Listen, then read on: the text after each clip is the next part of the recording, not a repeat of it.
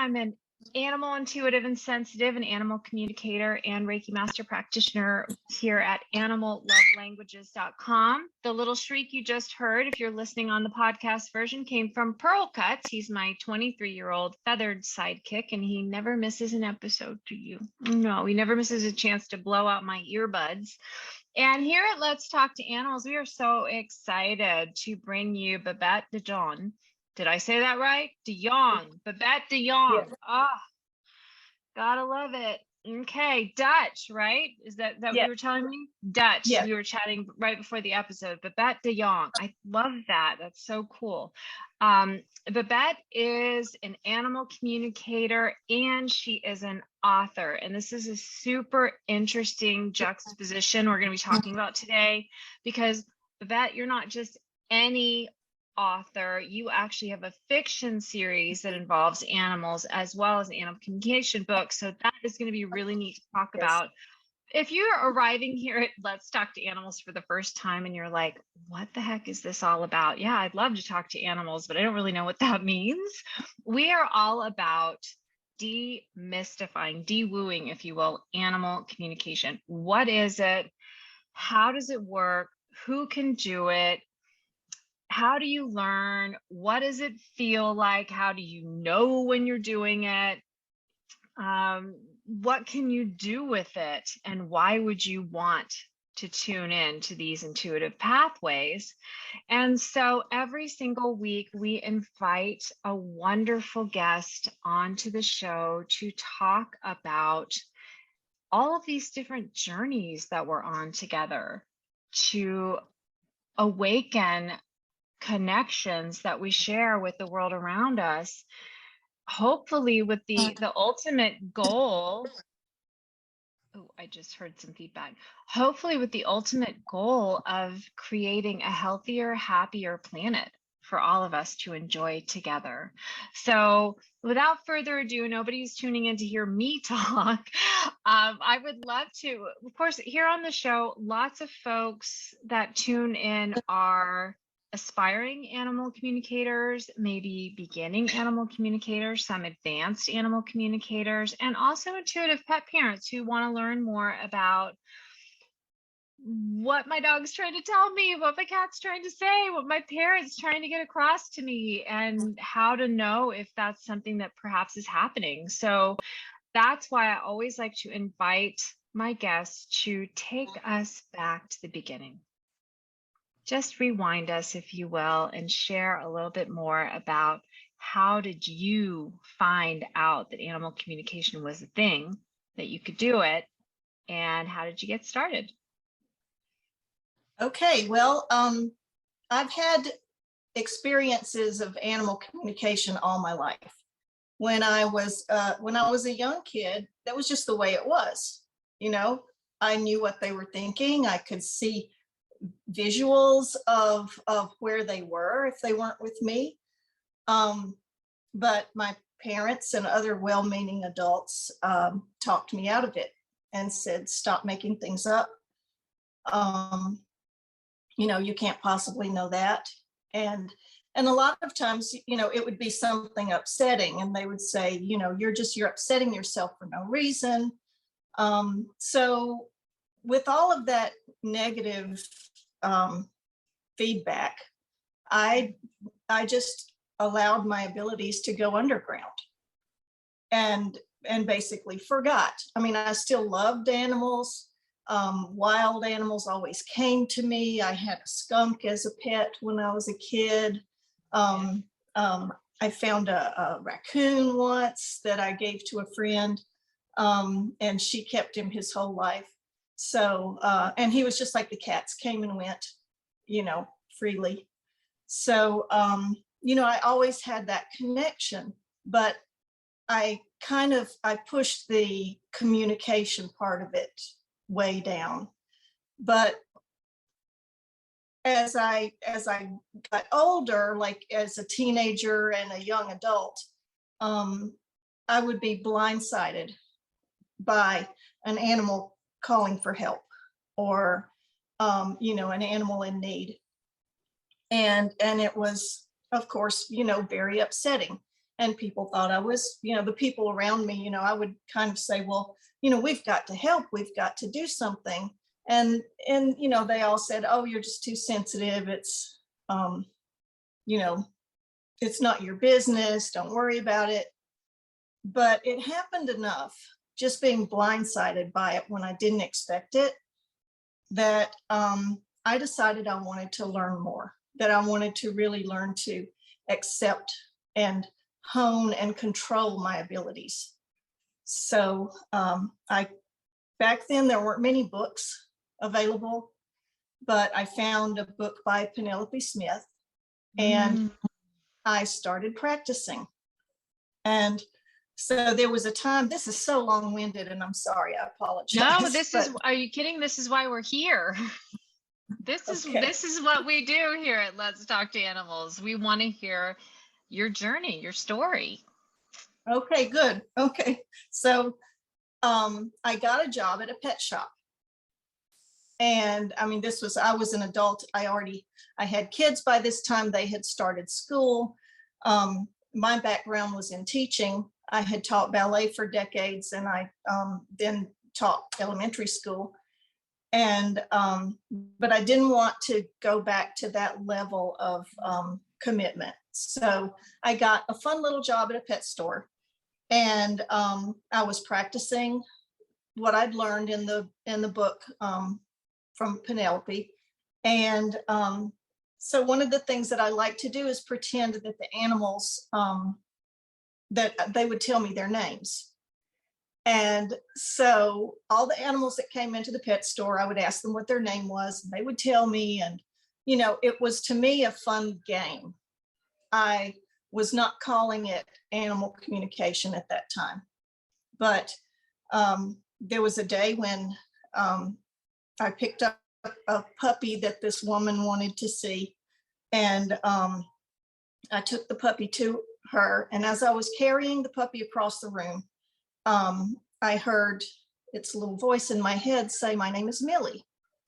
And so I said back, and also, telepathically with no words, "Well, you look like a Millie. Thank you for sharing."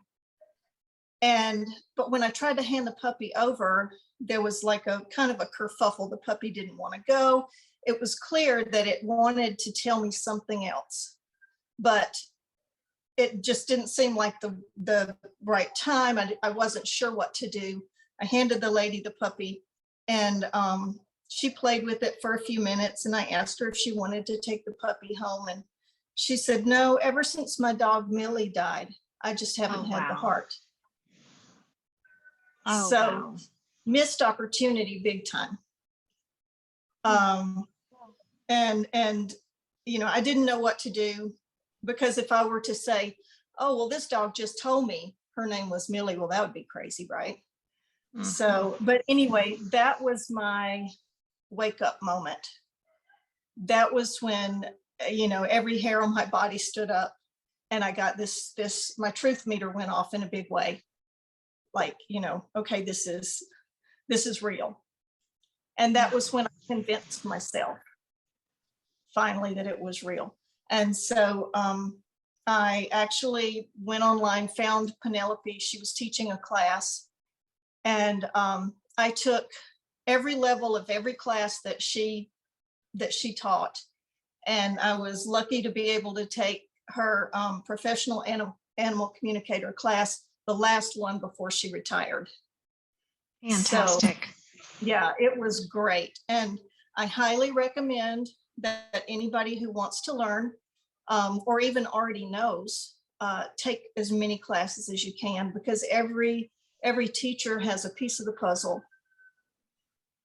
I wholeheartedly agree. I was just podcasting earlier today with another wonderful guest, and we were talking about our learning journeys. And I said, I've recently added teaching to my menu of offerings, and yet I will always be a perpetual student. I'm in a class right now. I will always be in classes. I love to read books about animal communication and by animal communicators, and it just always feels like there's something more to learn. And and while yes, it absolutely contributes to the level to which I can serve my human and animal clients, it also feels like I'm contributing to my own understanding of what it means to be a sentient conscious being. I often share the story that when I first communicated with animals, it felt like a part of me woke up that had been there all along. And it's like that I was walking around and I didn't really know who I was at the deepest level. So those of you who are listening or watching and that appeals to you and you're like, I wonder if there's aspects of myself that I haven't even discovered yet, I would venture to bet that the answer is yes. And this podcast, which of course is one of many, many, many, many choices you have out there today, perhaps that's why you're here.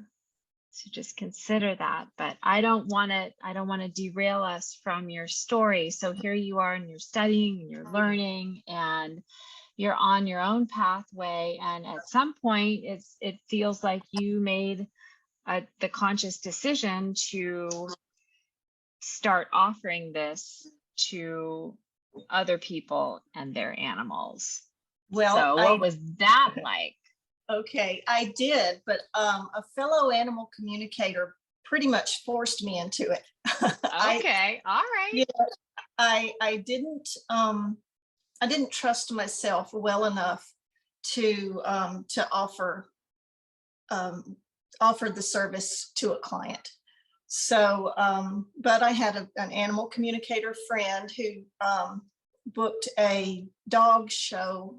Well, it was a dog fair, and she booked a booth. All the proceeds went to rescue charities, so I felt good about that, and I didn't mind charging for something that was going to go for a good cause, but I still didn't believe I could do it, and yet, she had booked the thing. She couldn't go. She kind of just said, trust yourself, trust your abilities, and she pushed me out there, and I had a blast. It was a lot of fun. I had I found that it was easy.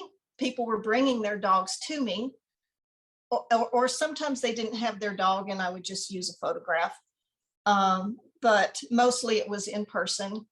And then this dog came, these people came with this dog. He couldn't care less. And so they didn't really have a problem with them. They didn't have any real questions. And I find that having real questions makes a difference. Better questions get better answers.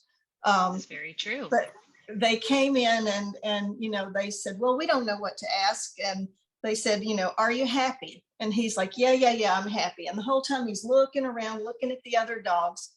Do you like your food? Yeah, I like my food. And he just would not concentrate. He would not settle and communicate.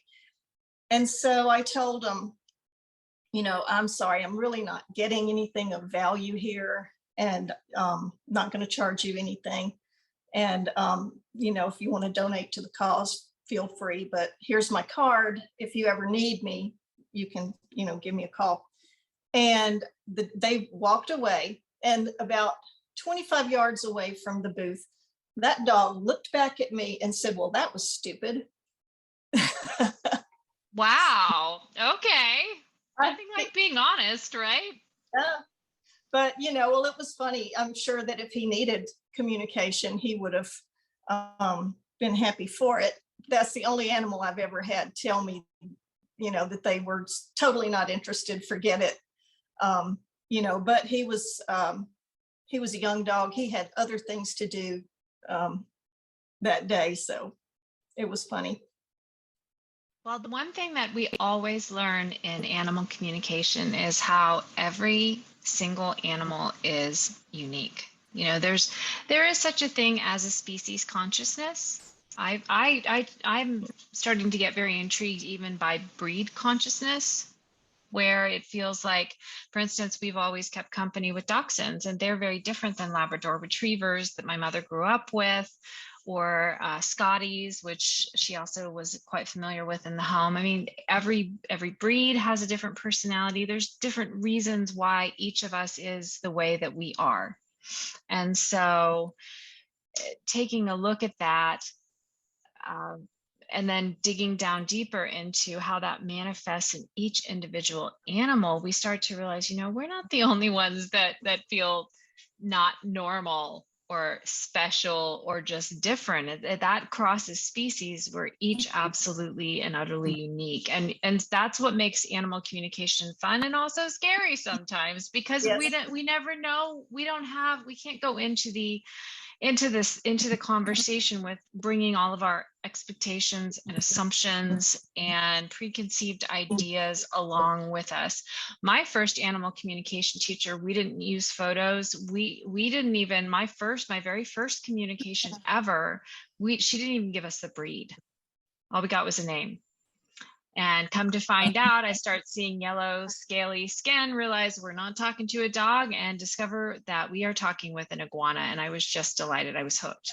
It's like, this is the coolest thing ever.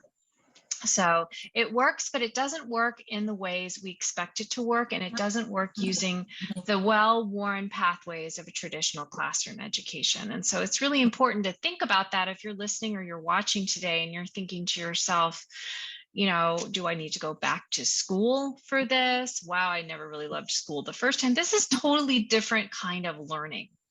It happens much quicker.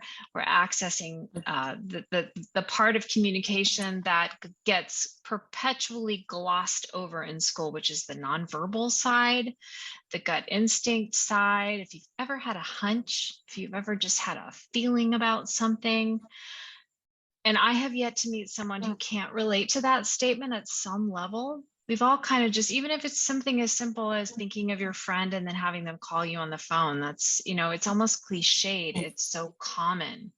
There's very few of us who haven't had that happen to us, or thinking about somebody and then just running into them at the local Starbucks or the grocery store or wherever, because there's a synchronicity going on at a deeper level.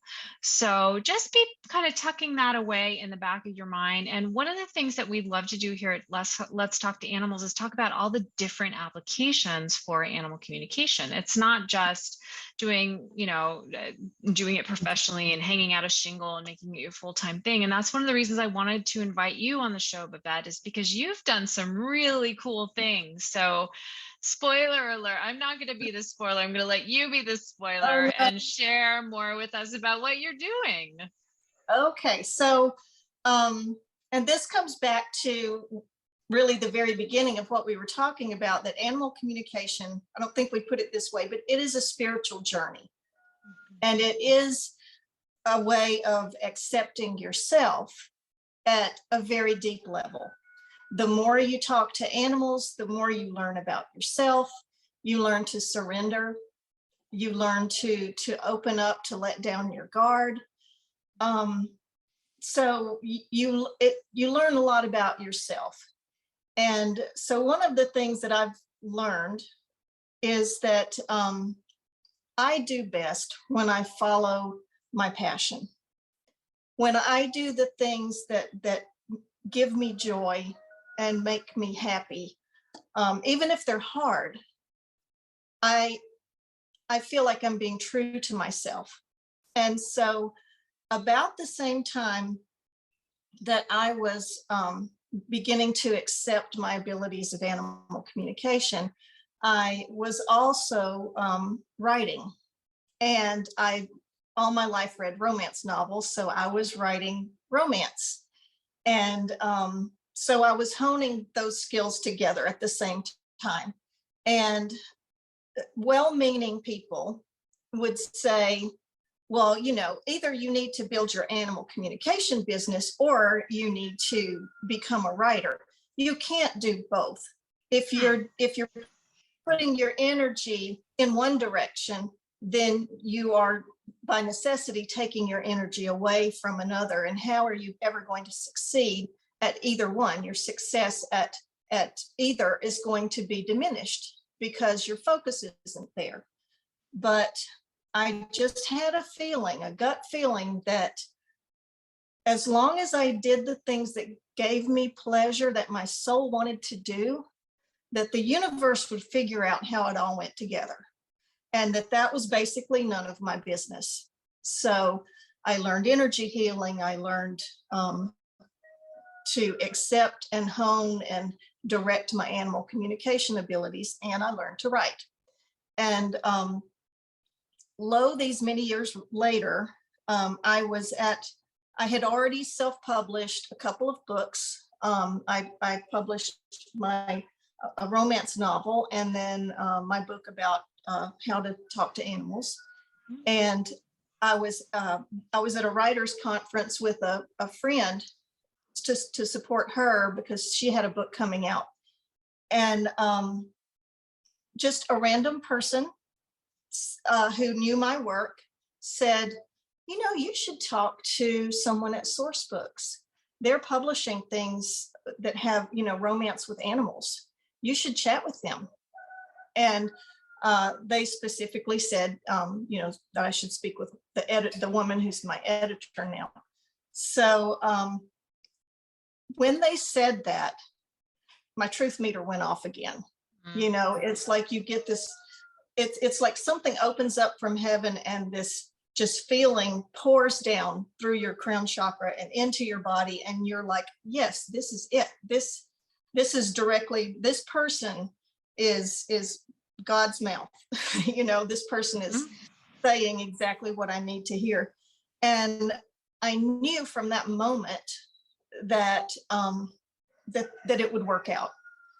And so I jumped through the hoops I needed to jump through. I went, I did an interview. I pitched the books that I had, and she said, nope, what else you got?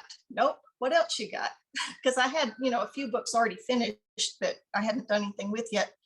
And so I just pitched by the seat of my pants. Well, I've always thought that I would like to write a romance book with an animal communication theme, where the animals help their humans find forever love. And in the process, they find their own forever home. Mm-hmm. And she said, great, send me a proposal. And she said, but not just one book, I want the series. So I got to work. I plotted a 4-book series, and ultimately it was accepted. And so now I write for Source Books Casablanca. And I actually have, can I show you the books? Because I love my covers. Absolutely. So this is the first one. Oh, it's beautiful. The dog on the cover, I don't know if you can see, but that's my dog. That's my dog, Georgia. And she figures heavily in all the books. And then this is the second book, Magnolia Bay. They're just gorgeous, Babette. Aren't they beautiful? I love them. They're just beautiful. So congratulations. I've been through the publication process, both traditional and hybrid self-publishing. And so I commend you for the amount of work that it just, and just the, the creative, just the intuitive, the deep intuitive creative trust that we have to have with ourselves. Yes. When I published my first book, why am I losing? Not the editor, but the agent. Thank you, Shannon. Geez, brain cells, turn on.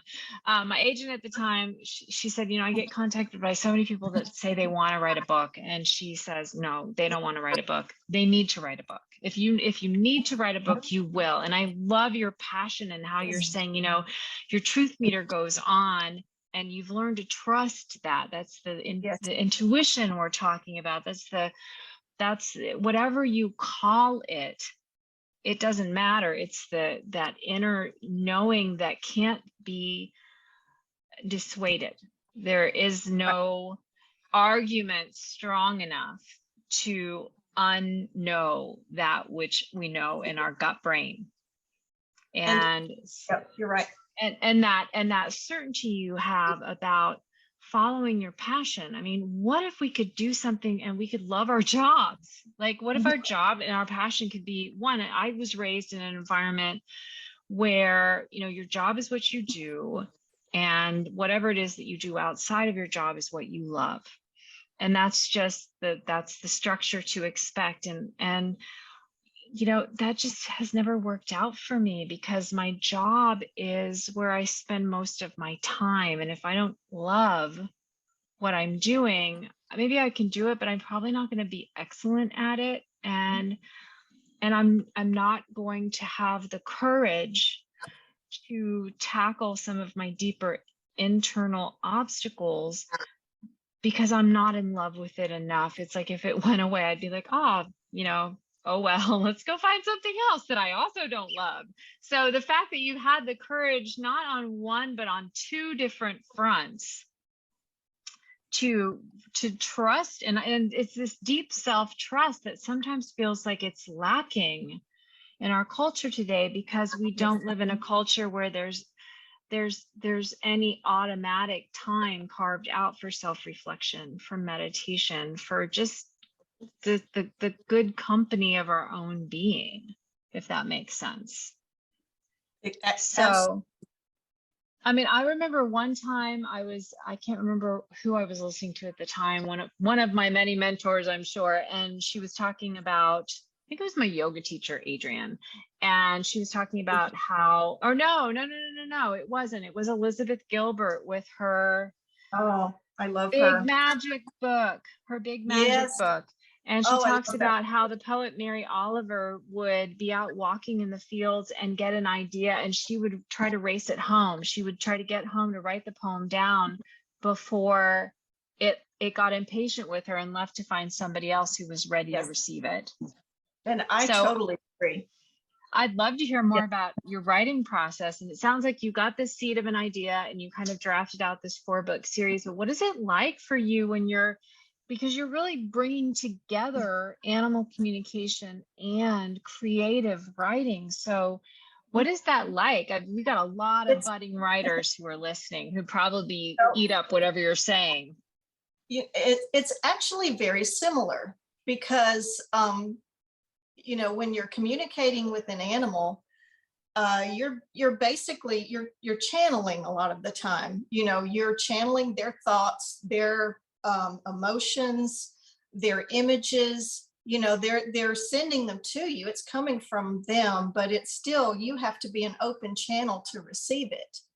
And it's the very same thing when you're writing. Like if I sit down and I'm not sure what I'm going to write, I sit on my little yoga cushion and close my eyes and just allow it to come to me, and just start basically dreaming, visualizing that scene. And when I write in my books, in my romance books, when I write from an animal's point of view, I'm also channeling it. It feels a lot like talking to an animal. It feels a lot the same, because I'm in their skin. And you know, a lot of writers feel, and I feel that the stories that we feel called to tell already exist on some plane. The characters who won't get out of your head, they already exist on some plane, and they're knocking at your door saying, I want you to write me. I want you to make me real to people.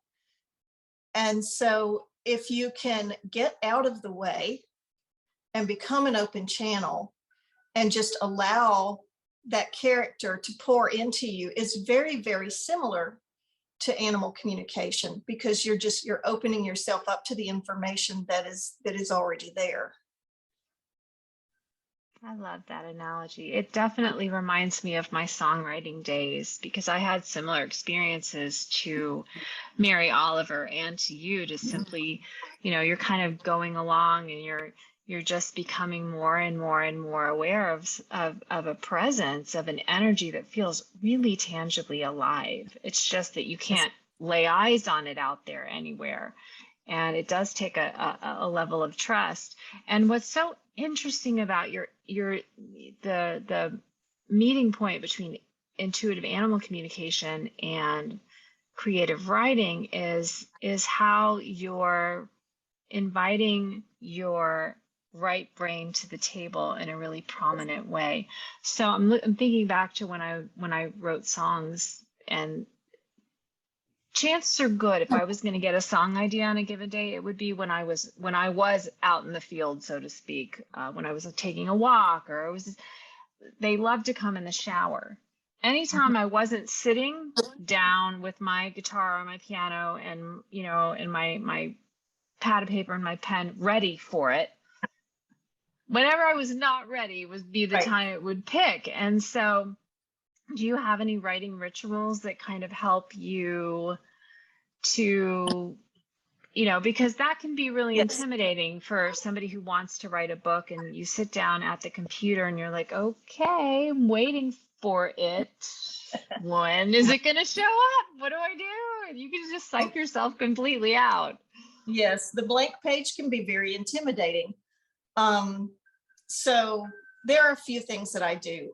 One is I use a program called Scrivener, and I guess, I don't know if you've heard of it, but it allows you to write on little note cards on the computer.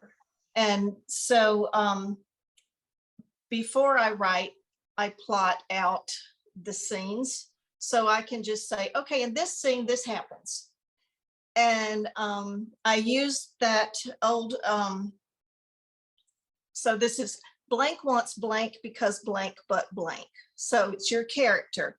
Your character wants something, and that's your goal, because blank, that's your motivation, but blank, that's your conflict. And so blank, here's what they do about it. And so if you can write that out on your little note card, my character wants this because this, but this, and so this is what they do. You're not sitting in front of a blank page. You know what has to happen in that. Good. Oh, that's a good one. And so you can go scene by scene that way, because every scene is its own little story. This is fascinating. So, but the other thing I do is I make pottery. So if I'm really stumped, I go down in the basement where all of my clay and my slab roller and all that stuff is. And I just get my hands dirty, get my hands in the clay and roll something out, make something. And if it's terrible, then, you just kind of fold it up and put it back in the pot, and you can make something different out of it another day. But it's like you were saying about when you allow your mind to float, when you're out in the world doing something. I mean, gardening works too. Did a ton of that this morning. Yep. So yeah, allowing your brain to float and not even thinking about it. The story's needs come to you as you're doing other things. Driving is another good one. So getting out in the world helps too.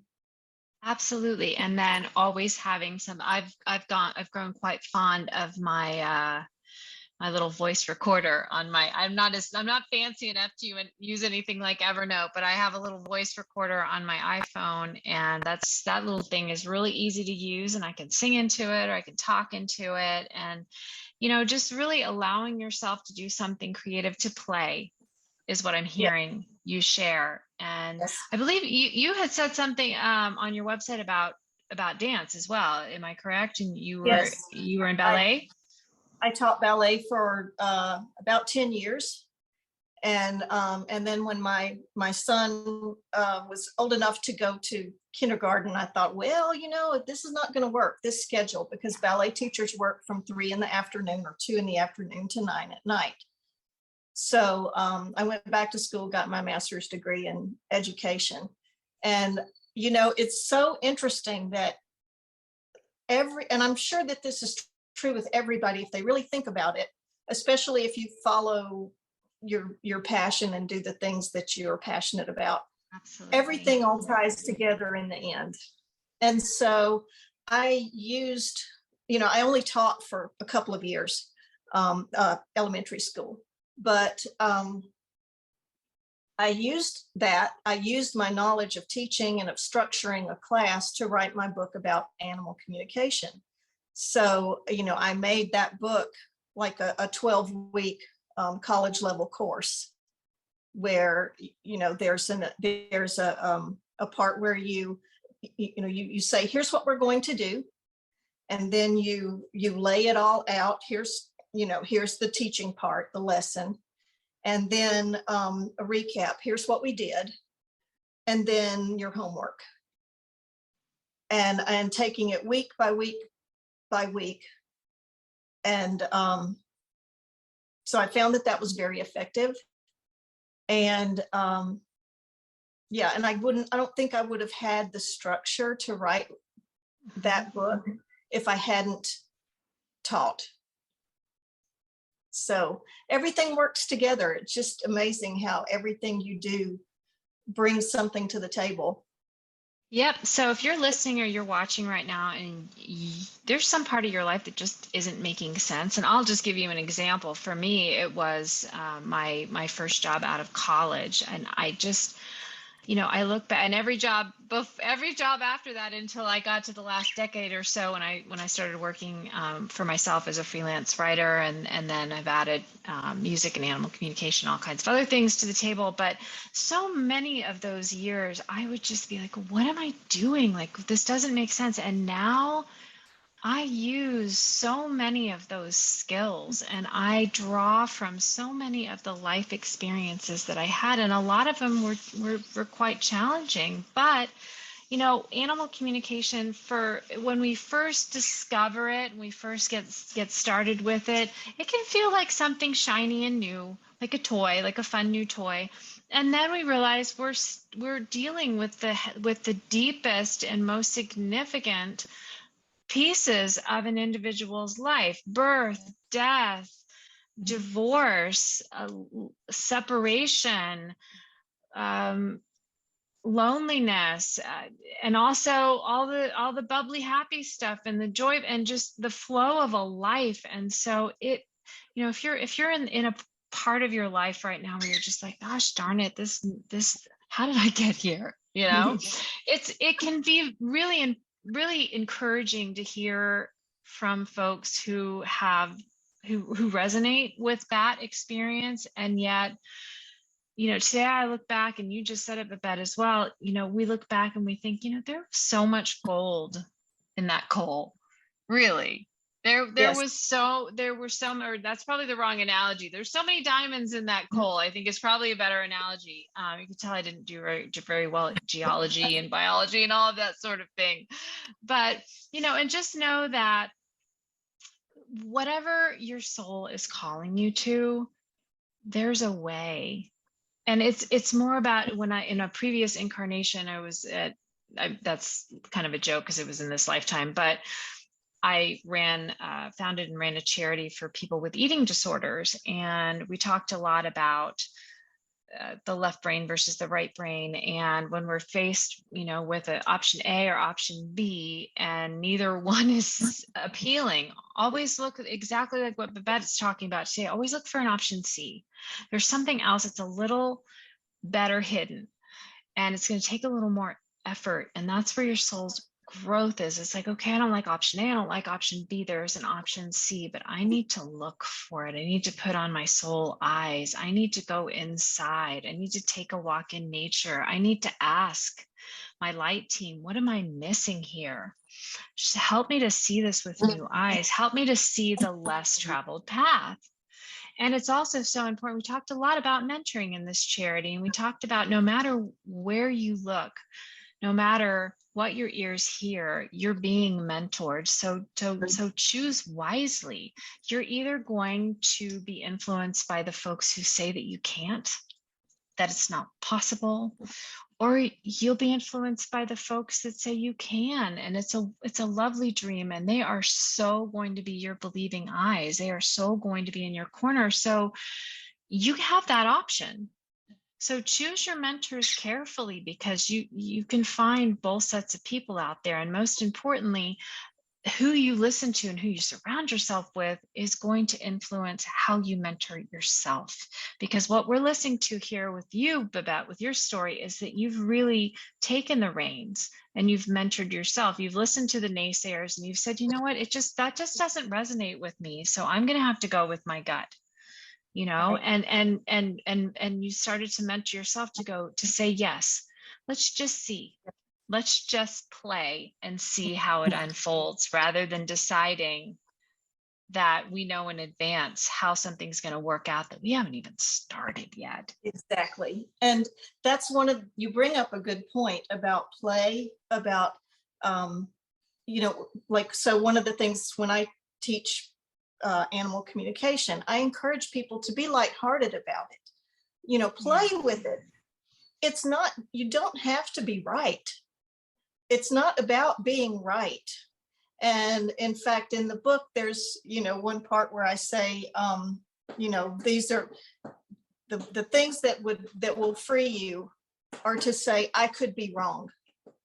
That's so freeing to say, okay, well, here's what I got. I could be wrong, but here's what I got. And, and it's a challenge, and it can be scary. When I talk to someone's animals, I type up a transcript as I go, because typing for me, because I'm a writer, typing is a bit like channeling. And so I have a picture of the animal, and I'm looking into their eyes, and I'm asking the questions, and I'm just typing. And, sometimes you get things that are, if you're wrong, you're dead wrong. You get things that are, you get detail that is undeniable to you when you feel it, but it's a little bit scary to hit send on that transcript, because the person could, and I've actually had people say, well, that's not right. That's, no, that's not right. Yeah. And then a couple of days later, they'll come back and say, oh, I figured it out. I know what it is now. So, you have to trust yourself enough to be real, to be, what's the word I'm searching for? Well, just to be truthful about what you got. To receive what comes in versus to allow your left brain to.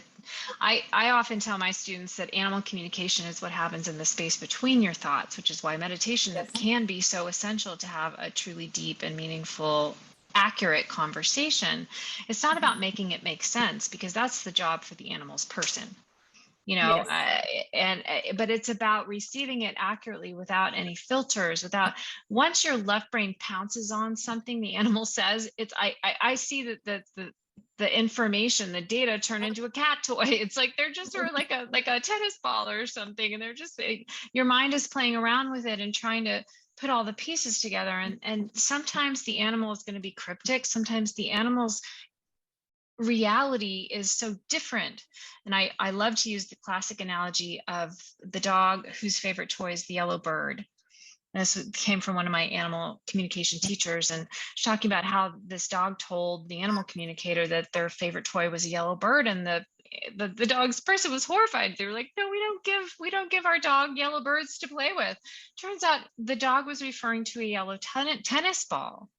Mm-hmm. Because in his reality, anything that was so quick and yellow and flew over his head had to be a bird. And he was so proud of being able to jump up. So it's like, we have to sit with this information. We have to unpack it. We have to unfold it. Sometimes we have to sit with it for a while. Yes. And it's about that willingness to receive. And it's not a test. This is not our formal classroom years where everything is pass or fail. It's an A or a B or C or an D or an F. I wonder where the E went. But my dad, when he was little, he would get, they used to have E, and I can't remember what it stood for. And he would tell his dad it stood for excellent. When it meant like extra probably. I can't remember, but that was a little aside. But it's so important to realize that animal communication is teaching us or reteaching us, if we will, to use all of our sensory pathways and to invite our right brain to the party again. Yes. Well, which is where I think the writing is so key with you. The writing and the dancing, the ballet, and just being in your body, because it's really hard to communicate with animals if you're not in your body. And most of us aren't. Right. Exactly. And, you know, another thing that you made me think of is because you were saying about how the left brain wants to come in and you know, have its little say. And a lot of times that is the first thing you get. And I've heard psychics, or, you know, not just animal communicators, but people who talk about psychic abilities, which, and I think that's not really the same thing. But anyway, you know, they'll say, oh, the first thing you get is likely to be correct. And I don't think that's true, because I think the first thing you get is usually your left brain going, well, I think it could be this. And so you have to say, well, thank you for sharing. Go sit in your corner. Now I'm going to see what the animal has to say, because, you know, when your brain starts trying to go in and make up scenarios, you know, you're not even left of center. You're not even in the ballpark. So that's an interesting point. And it's, you know, it's really worth, again, playing with it to see, because everybody, like you said in the beginning, everybody has their own unique way of communicating with animals. And over time, the coolest part about it, one of the many coolest parts about it, is that we start to really work with ourselves, and we learn what our tells are, and we learn what our cues are from within. We can feel that truth meter that you call it. We can feel it. We can start to feel, wait a minute, I can tell when it's my left brain interfering, trying to save me from, you know, whatever it thinks that I'm about to get exposed to, ridicule, or what, shame, embarrassment, guilt, whatever it is, public ridicule, versus when it's my gut saying, this is the thing. This is the thing that you need to pass along. So we are just about out of time. Those of you who are listening and you're like, what the heck are they talking about? Intuitive pathways, right brain, left brain. I do want to encourage you to head over to animallovelanguages.com. Under Learn With Me, free tools, there is a 5-day free animal communication camp. You can learn about 5 of the major sensory pathways, and a 4-part intuitive pet parent workshop that's also free, and includes a really fun tool called Meditate on Your Pet that I absolutely love, that I learned while I was in India. And I also want to encourage you to head over to Babette's website. And if you like to read, this is the place to go.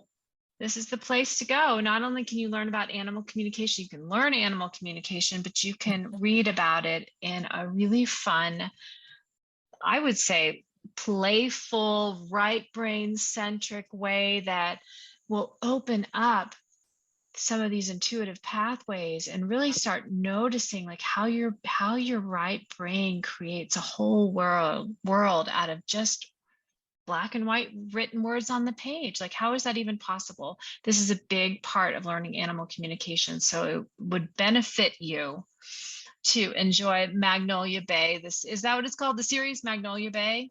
The series is Welcome to Magnolia Bay. Welcome to Magnolia Bay, which just sounds wonderful. So it's Babette de Jongh. Sorry, there I go again, because I've been trying it out in my Babette de Jongh. I got it this time because I've been practicing it in my head before coming on the series, because you and I started talking a few weeks ago. And I was like, okay, well, so my left brain just decided it knew how to say it. Babette de Jongh, and it's spelled D. If you're listening right now and you're not sure, it's Babette, and the last name is DeJongh.com, and I will also include that in the show notes. Thank you. So, Babette, thank you so much for being here and being a part. If we had more time, I would have you read an excerpt, but you can do that on the website for those of you who are listening or watching. And also from myself and Pearl Cuts, here at Animal Love Languages. If you've enjoyed today's episode, we have so many more amazing guests, amazing episodes over at the website. You can just click on the podcast link and you can listen or watch to your heart's content. We have so many different ways to experience animal communication. If you're looking for a teacher, if you're looking for a practitioner, if you're looking for energy work, if you're looking for creativity, I promise you will find somebody that is a wonderful fit for what you're looking for. And of course, if you're looking for Pearl, you can find him as well. Please share this podcast with a friend that loves animals, that you think would enjoy learning about animal communication. Please give us a 5-star or a 50-star review if that's available in your area. And we look forward to hearing from you and seeing you next week when we have another wonderful guest here on Let's Talk to Animals. Okay, Babette, it has been a joy to chat with you. Thank you for donating your time to be a part of the show. Absolutely. And we will see you again soon. Okay, bye for now.